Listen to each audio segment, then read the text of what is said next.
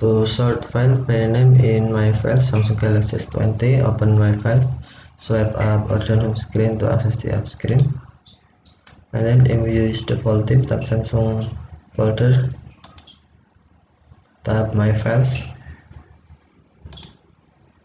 and then open folder you want to sort by name, for example in image, and download folder or screenshot folder, and then tap more icon or three dot icon, select sort, and then tap by name.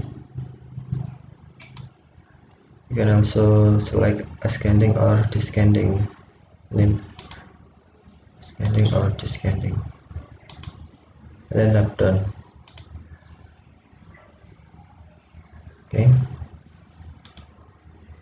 sort descending. Okay, thank you for watching. Have a nice day.